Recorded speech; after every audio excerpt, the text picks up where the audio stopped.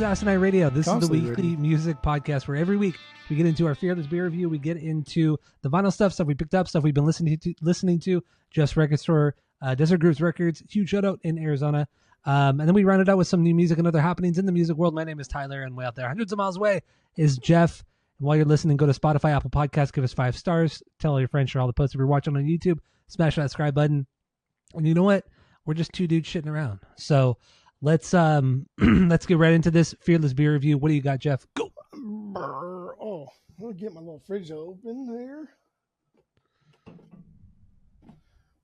I saw like an ad or something, and then it gave me the hankering. So I got a Stella. The wife beating beer. I was gonna get a sixer, but they only had the tall boy. Tall boy. Is So that I an was like, actual 24-ounce tall boy? 25 ounce. Wow. 25. Yes. I don't know where I saw like an advertisement. I've had a Stella in a very, very, very long time. So Yeah. Actually, I had one last week. Here we I went are. out to dinner and I had one last week. Not bad. Not bad. So, what do I got here? What do I have here? This is called Tropical Escape. this is Tropical Escape from Offshoot Beer Company. It's a West Coast IPA. Pretty cool little label here. Picked this one up from local market, Bristol Farms, where they have a really good beer selection. This is where I get all my Russian River stuff from, too. Like the Pliny's and stuff. So it says this has place. coconut, and pineapple. So usually coconut doesn't taste too good in beers, but we'll see how it tastes. So open that bitch up. Gonna pour it. What's the ABV on a Stella? I think it's Like 5% maybe? no, it floats around a specific, I think it was like 5.2. It's a very specific thing, which is like the standard for all Pilsners in Belgium. I think it's 5.2. So that's what it, at least I don't know if it's American the same, but the Belgian standard for Pilsners is 5.2. So that's what this should be. Okay. This wife beater beer, yeah. Wife beater beer. All right, mine pours out a nice golden color right here. So you can see through it. You can see my face. Look at that. You can see my face through the glass, the beer glass. It's kind of cute. So, ready to start drinking? You pour it, or what are you doing here? I'm trying to pour it, but the glass that I have, this is the glass I was going to give you, but you apparently didn't want it, so you left it here. What Motherfucker. glass? It's a Star Wars glass. Why wouldn't I want May the that? 4th. May the 4th be with you. I got a Star Wars And glass too. It's from this place, Flights. I don't know what the fuck place that is, but yeah, it was here for you last time you were here and you left it, so you don't want this. I'll probably throw it away, to be honest. There's a good idea. So I'm drinking out of my Star Wars cup too. It's a tap from Pizza Port. So anyway, After seeing your cabinet, you don't throw glasses away very often, do you? what do you mean? You have a lot of glasses Okay. in your cabinet for We like do. 2 people. No, we do. And it's because we've had roommates where I live, many roommates over the years, and people just leave shit. When they move, they don't throw shit away. They just leave shit. So a lot of that stuff is left behind. And like we have probably 40 shot glasses. We don't need 40 Yeah. shot glasses. So You need like 5. yeah, exactly. So, I mean, yeah, there's going to be a time very soon where a lot of that shit's going to be thrown away. Purge? The purge of glasses. Little GP? Little glass purge? Sweet. Exactly. Well, you So you ready to start drinking? yeah. Here we go. I don't have the little scooper spoon thing I can scoop off the Oh, the foam like they do in the That's commercials. so cool, though. I wish I had one of those. It is cool. All right, here we go. Okay, here we go. Yeah, okay, Tink.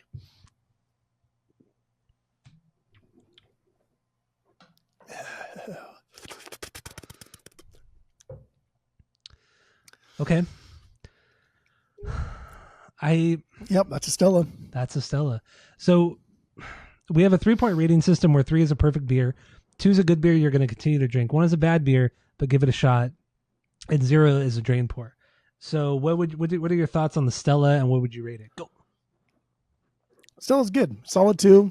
Even though I haven't had it in a long time, it's good. If Stella's on tap and I'm feeling frisky, feeling fancy, I don't see why it should be so expensive. It's always in like that, even like above the Blue Moon tier of price points. Mm-hmm. It's just it's Budweiser, so It's it shouldn't be that expensive. It's imported, man. Oh, it's made by Budweiser, but that's all right. But yeah, it's fine. It's been around for a long time. It's cute. It's cutesy. Very, very cute. Very demure. I like it. Exactly. All right. So my Tropical Escape from Offshoot Beer Company, they usually have pretty good beers too. But this one, it has like I don't really taste the coconut, but I taste a faint pineapple. But it's kind of stale sounding, stale tasting.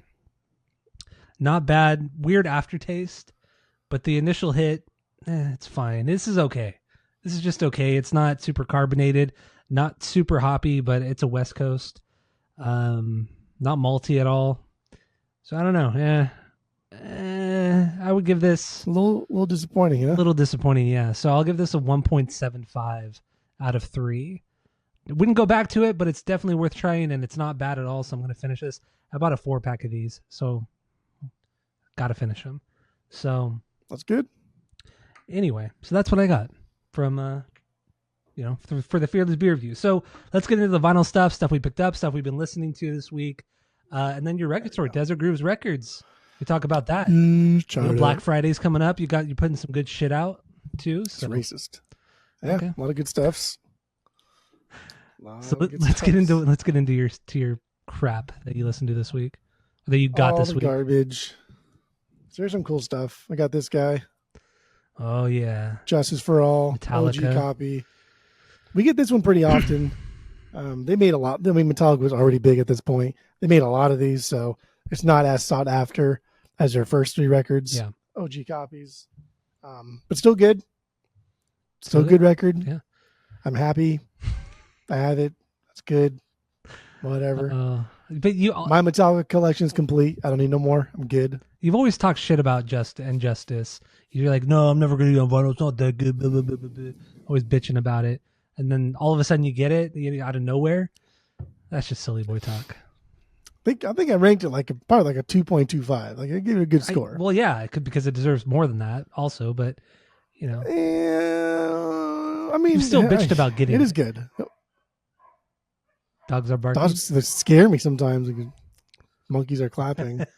I mean, it's just because you don't need it, but it comes through my store so often. I'm like, fuck it. Fuck it. I got one waiting for me. I'm going to be out in Arizona next week. That is true. So you're holding some records for me from your store, some OGs of some records. So we'll get into that. How do you know this is not your copy? Because it's not. I think all I have, I think everything that I have is that you have waiting for me are OGs. I think including the orgy too. Yeah, that was the first time I was pressed. Yeah, I think you're right. I think everything. Yeah, the M&M. Is Marshall Mathers one? Is that OG? No, it's not. No, it's not. It's not. Then everything else is OG. Noise. That's cool. All right. That's cool. All right. More interruptions. Let's get into it. Just fucking mayhem, dude. Live in a wild house. God, this dog's like scratching the door. Did you hear that? Mm-hmm. Wild. And we don't edit anything out because we're just two dudes shitting around. They're just dogs. They do dog stuff. I don't know. All right, let's get it. What else you got? Another one? Another OG? Another Metallica OG. Ride the Lightning. Jesus Christ. That bad boy right there. Above my dibs. Damn, that's crazy. Can't see the backwards. There it is. I want that one so bad. I need that Ride the Lightning. God damn. I have an OG Mega Force Kill 'Em All, and I need that though. This is pretty wild because you never see that. It does go for a lot of money, and you just don't ever fucking see this. Hold on a second. I'm gonna go fuck somebody up. Hold up. Very happy with this one. It's super, super clean. All these that I got today, I'm showing you right now, are super duper dumb clean. Yeah. Just not a speck of anything on them. Mint. So yeah, this one would have been a pricey one. What's funny though, here's a funny little story for you and your fucking ears. Is when the first time I ever went to Desi's, yeah, he had a copy of this, and it was I don't remember exactly. It was definitely at least 300, might have been upwards of 500. Wow! And I was like, oh, that's fucking cool. Like, how much is that? And he told me, he's like, oh, I'm not ready for that. This is when you wouldn't pay more than $10 for a record, and $10 is being generous. Yeah, like I did not pay anything for records. Yeah. You didn't care It was how more shitty about they were. quantity over quality at that Yeah, point. that's why at one point I think you had upwards of like 1,500 records, if not more, in my in your collection. collection. You got like, up pretty high in your collection. No, You got up my pretty personal high. collection, I was well over 2,000. Were you well oh, over Jesus 2,000? Christ. Yeah, yeah. But to be fair, I listened to every single one. Anything that I brought home, it got listened to. Same. I think at the peak when I started selling too, like my collection was probably floating around the 2,000 range, and then I had about 5,000-6,000 in my garage. It was wild. Yeah, you did have a lot of shit. Yeah. So anyway, I asked Desi how much that was. It was way on my price range, and he told me, he's like, like I know it's expensive. He's just like, but you don't see this. You don't ever see this, and you might never see it again. And it's like, sure as shit. Even owning a record store, I had not seen it until now. It's been 3 years since that happened? 3-4 years since that happened? About? Yeah, at least 3-4 years. Yeah. That's crazy. And like this is being ingrained in like the record culture of the Phoenix area, going to shows, garage sales, digging, owning a store, right? Like owning an online store and digging everywhere. And I just had not seen it. Might be the same one. I don't know. But when we got it in, I was like, yeah, I'm fucking taking this. You have to. You have to. Gonna have to. May never see it again. And it's so fucking clean. I'll take the next one that comes into your store. I'll take the next one. I probably would have put this at like $350. Oh, fuck. I'll give you $50 for it. Okay, that's cool. But like, the more time that passes, with time that passes, as I tell people that come into the store that see like an original something on the wall and like, oh, it's too much. Like I'll buy the repress. It's like, just so you know, like buy where the fuck you want. I don't care. Like I'll sell that in a day on Discogs anyway. I said, but they can repress a record 1 billion times, but there's only one original. There's only going to be one first press. There's only going to be one. Yeah. Like they can press it a trillion times, but there's only one original. And if you truly love that record and you want that original, just fucking buy it, dude. Put the Jethro Tulls down. Put your fucking Diana Ross down and spend the money or piss off. But justifying that cost sometimes it's crazy. That's why I've been on the fence about that Crash Love that's been in your store for a year now. Again, there's only one original. And that one's even better because it comes with a backstage pass for that tour. Not only that, that's the only time it's ever been pressed. So you can only find the originals if you could find one. Really? Yeah, well. Easy Hard Season's coming up on the pod, so Easy Hard Season's coming up on the pod. Yeah. So what else you guys? Oh no, you have one more thing, right? I have 2 more things. Oh, okay. Also, baby girl, the stuff we're talking about, if you want to listen to any of the songs that are on these records, there's a playlist in the description of this episode, so go check it out. It's a Spotify playlist, but yeah, anyway, go. Spotify playlist. I have this guy, Living Color. Yes, Vivid. Yes. This is also an original, and it's got a little, so like this guy that traded these in, it's kind of cool. See a little gold promo stamp on the barcode? Yeah, faintly, yeah. You kind of barely see it. Yeah, I can see it now. Whatever. It just says like promotional copy or whatever. The guy that we got this from was a DJ, like a disc jockey over in Tucson on whatever their kind of like K-Rock thing is. And he brought in all these records and like all the metal stuff I've been posting, like everything has like promos, either promo stamps or their actual like white label promo copies. Just makes it a little bit extra rare, like not like a huge deal, but like, again, if you like a record, why not try and own the most collectible copy or the best sounding copy of that record? Agreed. And this is an original promo stamp on it. They didn't make like a white label promo of this, so there's not going to be one that's as collectible as this one. They don't go for that much money. You can buy this for like $60 in Discogs. That's not a whole lot. Yeah. But yeah, it's a cool record. I don't know if you liked it or not. I think I've never really been a fan of Living Color. I think they're all great musicians and great vocalists, but it's just not my thing, not my style. I just, that song that you put on the playlist, I just think it's just so basic sounding, kind of boring. It reminds me of going to the NAMM show when we used to go all the time, and all the random like bands that would come and play behind the plexiglass. The drummers behind the plexiglass and shit like that. Like they're all really good, but like there's really no soul there. Like all those jazz fusion bands. Even though this is not a jazz fusion record, but it has that kind of same feel to it. So yeah, it's never been for me. I mean, people love Vernon. Was it Vernon Reid, the guitar player? not his name. Yeah, all these guys. So like all these guys. I mean, yes. I don't know if it's Vernon, but Vernon Reed or whatever, but it's Vernon. But all these guys are incredible at their instruments, and like you say, kind of the jazz fusiony thing that it reminds you of. There's a lot of jazz in this, so it's like funk metal musicians that know how to play jazz and then know how to like change things up in a way that's subtle, but I can see how it could possibly get boring. Their biggest song, right? The like that song's fucking absolute banger. This record's really good. It's really funky. I mean, it really just like the Chili Peppers kind of record. It's just more classy, I guess. Yeah, just it's not as punk. Yeah, and also the vocalist can actually sing, unlike Anthony Kiedis, who, is kind of garbage as a vocalist. Yeah. But he's something. Yeah, I don't know. Living Color, they've never done it for me, but I know people love him, and people love Vernon Reid and think he's just like this phenomenal guitar player. He's good. No, he is really good. Bass player's amazing too. No, they're all really good, but not for me. This record's amazing. I like it, but I get it. Okay, that's fine. Is that their first record? That's their first record, and I haven't listened to all of the records, but I listened to their first 3, and without a doubt, this is the only one I would ever have on the vinyls. Okay, it gets more that kind of dull kind of sound. Loses kind of its dull excitement. is the best word, because then like their second record they kind of doubled down on like the heavier side of it, whereas this one there's a lot of like funk, and not like funk metal, but just like funk, like listen to like Parliament funk, and it's cool because they kind of dance around different genres without blending them. Whereas the second record, I think they just blend everything together, and it's just a little bit more aggressive. So good. But it's just, I don't know. You might like the second record a bit more though. It's a little bit heavier, a little bit edgier. Oh, okay, whatever. You like heavier music? I do like heavier music. The second record. It felt very disrespectful the way you said it. I just say you might like their second one. It's a little heavier. I know what you're doing. I know what you're doing.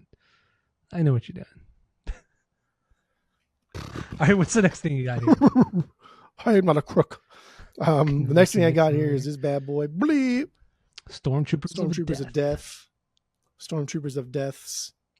SOD, baby. Yeah, whatever. This is also a Megaforce copy, original. Nice. Just super clean. I wasn't gonna let this one go either. I posted all these at our store, and then I was like, I'm just gonna fucking take them home because fuck them. Fuck it, I can. Fuck you guys. You guys don't want to come in and pay for them, then you're not gonna get them. But yeah, this is basically just like Anthrax with a different singer, because Scott Ian's in this, and I do like. Man, there are parts of Anthrax that I like, and I know we like Anthrax if it just wasn't for the vocals, the boring singing, and then just like a lot of the music does just like, you're kind of the worst of the thrash band. So yeah, pretty run of the mill. But like Scott Ian's a great guitarist, and he's fun, and this record slays, dude. This record is so goddamn good. It's exponentially better than anything Anthrax has ever done. I've never been into them. I every time I hear a song, I really like it, but I've never really wanted to take a deep dive into them. They're cool. It's certainly grittier and heavier vocals than Anthrax, but there's never been enough there for me to want to go back and listen to them multiple times. Just all you need is this one. They only have like 2 or 3 records, and pretty much after this record came out, their next one didn't come out for like 10, 15 years. This is like their only record. Did this come out before Anthrax? Or no, this was... I don't know anything about... This was 85. This was 85, and then Anthrax's first one was like 83. Was it? Okay. 84. I didn't know there was overlap. So it was definitely around the same time, but Anthrax was for sure out before this was. Okay. But yeah, this is so much better than Anthrax, yeah, and this really showcases how good Scott Ian is when he's allowed just to let loose and just shred. And that's where he shines. Yes, and he's a killer guitar player. Let's go, bro. Killer guitar player. And, anytime you see him in interviews or conversations with people, he's so nice. He's so nice. Yeah. Like, he knows how to talk to people. He doesn't come off as arrogant or anything like that. He gives respect to everybody. He's just seems like a really nice guy. So he's like a guy who's just always happy. Yeah. To be playing music. Yeah, exactly. But plays in a mediocre band. You should give this whole record a chance. Okay? I will. Yeah, I will. I'm not opposed to it. You'll like it. All right. Like so is that all you got? That's all I got, kid. All right. So I got 2 things coming up. Both OGs right here, baby. So we start with a brand new band called Dead Icarus. Put out their first record. Hold on, let me see. Can you see here? Dead Icarus, called Zealot. The album's called Zealot. Cool album art. It came out this week. Actually, it came out on Halloween, but I got the record this week, the vinyl. And if you don't know about this band, it's Alex Varkatsis from Atreyu, or ex-Atreyu vocalist. He was the unclean vocalist. It's his new band. It's certainly heavier than anything Atreyu's done. It's more metal, more technical metal. And I listened to this first digitally. I listened to it twice on Spotify. And the music, the songs are really good. But on Spotify, the mix and everything, it sucks. Like, it's just this wall of fucking sound, like wall of metal sound. And it just, a lot of shit gets buried. There's no dynamics on Spotify. But honestly, the vinyl sounds, I mean, I feel like such a douchebag for saying it, but the vinyl sounds so much better. It sounds so much more dynamic. Everything's is a lot more spread out. It's not muddled. It's not compressed to shit. Yeah, the vinyl honestly sounds so much better than on Spotify. I was really, really surprised. But yeah, makes sense. This is I mean, the variant's really cool too. It's this clear splatter thing going on, green clear splatter. And the songs are, I mean, I don't know, man. This is a really good record. This is the best thing, he's done since he left Atreyu. So, or anything Atreyu, I should say, anything that Atreyu's done after he's left has been shit. And this is actually really, really fucking good. So they pressed 200 or 300 copies of this record, and they're about to sell out. So if you want to get it, go check it out. It's definitely worth buying. It's like $22 for this record. So really not that much money at all. So get into it. Did you like the song that I put on there? I did. Not enough to buy it, but maybe I'll listen to the whole record. Yeah, definitely listen to it. But keep in mind that, like, once again, the vinyl does sound better. And I do sound like a douchebag for saying that, but it's absolutely true. It really does sound better. They should know. Our listeners should know. I mean, you can't hold so much information on Spotify without compressing files. Yeah, but also it's just like modern music on vinyl. A lot of it is compressed, and they just, I don't know. It just, you know what I mean? Like modern music, it doesn't sound that much better on vinyl than it does, on the streaming sites. But this is also because a lot of stuff is sourced from the same that's true. source that Spotify pulls from. That's very, very true too. But yeah, give this one a shot. Go listen to it on Spotify and then buy it. Support him. Support Alex. He got fucked over hardcore by Atreyu, like really hardcore, by a lot of people in the music industry. So yeah, check it out. So the next thing I got here is what is it? Meat Puppets, Up on the Sun. Up on the Sun, right here. Yeah, what's going on with this? This is their third record from 1985. I got this because I was out in Big Bear last weekend, just hanging out, just doing hood rat shit, out in Big Bear, which is the mountains. It's the mountains here in California, local mountains here in California, and just out to breakfast. And there was this little like vintage shop next to the breakfast spot, and we went in. Tammy and I went in, and they had a lot of cool shit from like the 60s and 70s, and they had a small record collection there. And I was going through it. They had some punk stuff in there, like Youth Brigade, some shit that I just didn't really care for. And then I like Meat Puppets. I've always liked them. Obviously Nirvana, the association with Nirvana and the Unplugged performance. So I've always liked Meat Puppets, and never heard this record, but it was $15. I'm like, fuck it, I'll eat the $15 if I don't like it, whatever. So I got it, and $15. So I didn't even look at the record. I just looked to see how clean it was, and it's immaculate. The LP's immaculate. The jacket is just there's no ring wear. There's no nothing. This is like near mint. If you're fussy on a bad day, it's VG plus, but it's near mint. That's what this is. And come to find out, it's an OG. So 1985 OG SST records. $15, baby. $15 on its SST, and yeah, I think on Discogs the cheapest copy is like $65-$70, and it's not even like a near mint VG plus. So quite the deal, quite the fucking deal. But do you like it though? Or no, you it's fucking keep it? good. It is so good. Okay. You didn't like the song I put on there? I don't know. Maybe it's because I'm a fussy boy when it comes to like the local scene out here. Yeah, you are fussy. But remember when I got in JFA, like I was really getting into all the Arizona bands. Mm-hmm. And the Meat Puppets were just that band that fucking everybody loves. Like, no, Nirvana covered them, so they must be really good. Maybe I'll just be a fussy boy, but like, man, this band's stupid. I don't get it. Well, their first record is like way more Their punk. first record's their first record's hardcore punk, and it's great. And then after that, they started to do like more psychedelic stuff. So I've only ever heard their first 2 records. Like the second record's like heavier. It's not as punk. It's heavier. It has some psychedelic shit going on. But this one is like they took a lot of the distortion out of the guitars, and it's just like kind of technical, and it's fast, and it's kind of wonky at parts. I think this record's fantastic. I was kind of blown away how good this record was. Never heard it. Are you just saying things you got for $15? No, I swear to God, because I was really scared that I wasn't gonna like it. And no, it's a solid record. It's a really solid record. I wonder what they call like buyer's remorse when you buy something like, fuck man, I should not have bought that. I wonder what the opposite of that is. You bought something, you got such a good deal on it that no matter what, you're gonna love it. No, it's not that. I've gotten rid of records. Trust me, I've gotten rid of several records that I bought. Trust me, I've gotten rid of records. Okay, okay. Your terrible Trump impression. Yeah, no. But you knew it's more the hand. Yeah, it's the probably. hand. You're doing the whole hand thing. He's pushing his boobs together. Oh yeah. Wrong. But anyway, yeah, great album, Okay. Meat Puppets. Who knows if Skip will agree? I don't know. Who's he going to agree with, me or you? We'll know in due time. Probably you, because he doesn't like punk music. He likes artsy, fartsy, boring ass punk music.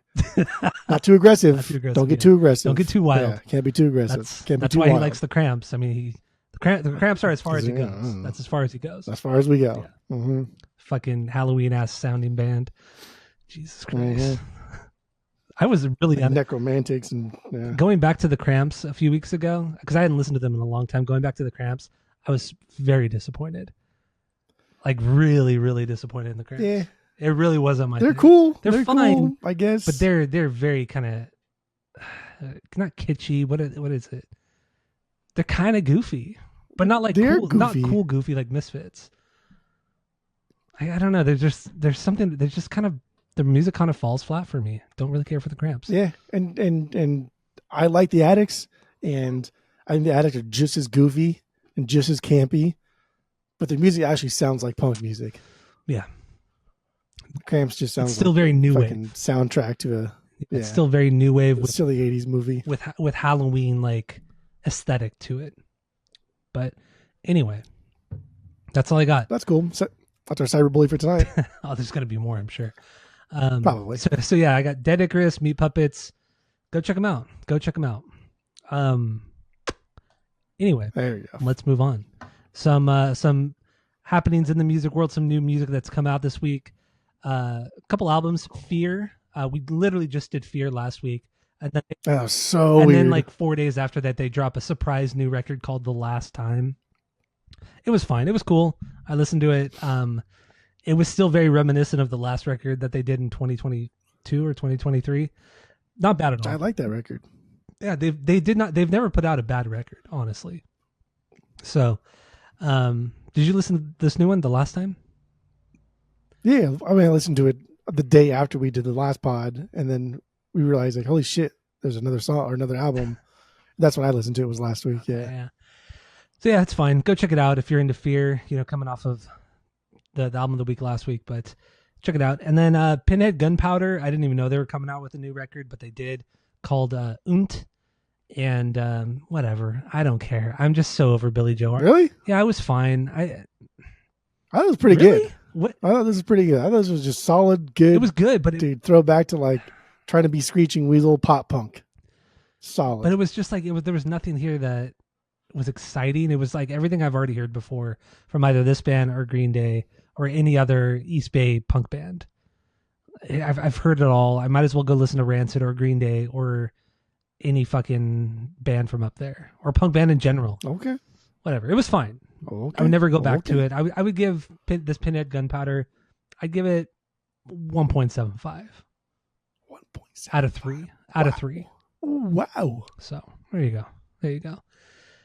Some new songs that came out this week. Me First and the Gimme Gimmes. They put out a new song called Most People I Know I Think I'm Crazy. And I didn't care. I don't even remember what the cover was of or what band it was.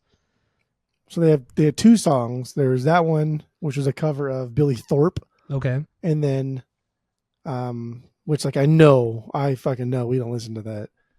No. It's just no. And then the other one was Juice Newton, Queen of Hearts. Mm-hmm. And so yeah, just like if the source material isn't there for me and I don't know what the song is, I'm already kind of lost. Mm-hmm. And unless you're doing like a lot of, because they like to put other songs in the beginning of their songs and things like that, and that's always fun. If you're not going to go that direction, then I don't care either. And I think the shtick of Me First is pretty much like run its course. Definitely. Like maybe just like play a show every once in a while, and I'll go see you and have a great time. And I like the idea of having a rotating kind of like up and coming musical like guitars or something played for you. Mm-hmm. If they're in a different band on Fat Records or whatever they are, that's cool. But Me First is just like, yeah, it's dude, we're so far from like Johnny's Bar Mitzvah, bro. Like this is no, we're done. Have you listened to the I didn't even listen to that new one that came out a couple months ago, the Quinceañera, the live. How was that? It's good. Okay. It's good. Again, a lot of those songs I don't know or I don't care for. And the banter is just a little bit different. I feel like in Johnny's Bar Mitzvah, when they're making fun of the family and everything, it's a little bit easier because they're 20 years younger than they are now. Mm-hmm. But now when they're doing it, it's just like, I don't want to call them like washed up because they're not washed up. Like this is their shtick, and you can't be washed up really, I guess, if you take yourself not seriously whatsoever. But like Spike does take himself seriously, and he does really try to sing and be a good singer, and he's a solid singer. He's fine. So I guess maybe they're just kind of like washed up. I just I hate to say it, but like I will still go see him if they're playing on the bill. Yeah. If they're opening for like the Bouncing Souls, I'm fucking seeing Me First. Exactly. We saw them a couple years ago opening up for Bouncing Souls. Or they played after Bouncing Souls, right? They played after Bouncing Souls, yeah. And then No Effects played. Weird. Just Yeah, I know. I agree. Whatever. If you don't know know the original song, I don't care enough to listen to it. Because in the end, it's just your kind of average run of the mill punk song, 4 chords, played fast. Okay, I get it. You did it in the right key, hopefully in the right key. So anyway, that came out. Go check it out if you want. Last thing here, CKY got kicked off of their UK tour with Alien Ant Farm. It's likely they might have broken up. I've been kind of following this closely since it came up a few days ago. But apparently Jess and the other guy Elvis and CKY, they unfollowed Chad and vice versa and all this bullshit. Because apparently Chad from CKY attacked the singer from Alien Ant Farm, and it was a big ordeal, and now they're off the tour. So whatever. I don't really care because I don't care. I don't really, but I don't either. And it's not like I'm going to go see CKY, but. And I don't follow Alien Ant Farm at all, but I do remember like last year when there was a video and some fan at the front row of the Alien Ant Farm concert held his hands up like this, and the singer, for whatever fucking reason, grabbed that fan's hand and like put it onto his crotch. Yeah, it's pretty fucked up. And it was like a guy, right? And so everyone was wondering like, oh, what if the guy's going to say anything or do anything? Well, like, yeah, the guy fucking like sued him for like sexual harassment. It's like, oh, fuck yeah, dude. Yeah. It's fucking weird. Why would you do that shit? So ever since then, I've always wondered, like, when is this guy gonna get his due? Yeah. Sure enough, Chad punches him. I like it. He does. And then also, so apparently Chad was posting some stuff on his Instagram. God, this is so stupid talking about social media on top of it. But he was posting on his Instagram screenshots of the singer from Alien Ant Farm. His name is Dryden Mitchell, which, what a fucking name, right? Dryden was commenting on people's posts and stuff, calling them the N-word and everything for like no reason at all. Just calling them the N-word. And apparently that's why Chad punched him out, because Dryden was saying some fucked up shit backstage. And I guess apparently Chad had enough. And Chad claims that Dryden threw the first punch and then Chad knocked him out. But then Dryden claims that Chad rushed him and then sucker punched him. So who knows? These are grown-ass men, by the way. These guys are 50 years old. And they're acting like they're fucking 16, So, but like it's CKY, they're always rowdy. Yeah. Their fucking fans are rabid. Their fans are crazy. They like fighting. They just not like fighting like in the sense more like jackass fighting, right? Just like throwing themselves into each other. But like their fans are wild. Their fans are nuts, and CKY has always been like that. And Chad's always been like that. Yeah, Chad's been so Darren, the original singer guitarist too, he was pretty fucking wild too. And you read like everything. I mean, we talked about it when we did the CKY episode a couple years ago, but Darren is kind of a dick too. And the clash between Darren and Chad over the years before Darren left the band, they're all fucking children. The way they act outside of the band is so childish. They're musicians. All musicians are children. That's all of them. Yeah, you might be right. Emotionally underdeveloped, right? All of them. All of them. Yes, correct. So there's that. Otherwise, any cool? A couple shows we haven't talked about coming up. Bouncing Souls playing in December. You might come out for that. It's still a game time decision, I guess. It's on a Sunday. On Sunday. Yeah, Jimmy Eat World. So yeah, that's a game time decision for you. I'll probably still go. We'll see. You and I going out to see. We're seeing Refused in March, so don't forget about that. Seeing Refused in March. My boy Wednesday 13 announced some shows in March as well. A couple weeks before the Refused show, by the way. Playing at the Glass House in Pomona. I've only ever seen him play there once. He rarely ever plays Glass House, and he's playing his first solo record in its entirety, plus some other stuff too. So I'm gonna fucking be there. What? I didn't know he was doing that. No. I'm so Dang. excited. So excited. So Crazy. He's playing Glass House, and he's also playing the Whiskey. So I'm probably just gonna go to the Glass House one because it's way closer. And fuck LA. We went on that tangent about LA last week. Fuck that. I hate LA so much. We can do now. We can do like how much we hate LA on tangents like every fucking episode. I fucking hate that city. It's the worst. It's the worst. Everybody hates that city. Like nobody likes being in LA Everybody unless you're pretends fucking filthy rich. Everybody pretends like they like that fucking city. Nobody actually does. But then even if you are filthy fucking rich, right? They have like vacation houses elsewhere. They work in LA and go vacation anywhere else but LA. Yeah, or they live in Malibu, but then they drive to LA to work. They drive. Malibu. They drive an hour and a half into downtown LA when it's 20 miles away. Fuck that. I fucking hate LA. But Wednesday 13 is playing at the same venue we're seeing Refused at. Yeah. The week before. They are. I thought, fuck man, what if I made a week out of it? I thought that's way too long. Like going out to week, Arizona. I would go to the Wednesday show. That'd be a long week. That would be a long week. God damn. That'd be wild. I'm not going to do that because that Refused weekend's already going to be wild. It's going to be fun. So farewell tour. That's the farewell tour. The Refused farewell tour. We already bought tickets for it too, so we have to go. Tickets already bought. We have to go. Yeah, tickets already bought. Already bought. So anyway, that's all I got. This is a long episode of two dudes shitting around. So it was good. I think there's a little break in there because I had to yell at the dogs for scratching the door and shit. That's true too. So thank you all for listening. Go to Spotify, Apple Podcasts, give us 5 stars. If you're watching on YouTube, smash that subscribe button. Thanks for listening. And we are wrapping up punk season, baby. Wrapping it up, baby. With death. Why is that? What's wrong with you? Wrapped them up. Wrapping them up. So that's it. That's all. What's it doing? Justin.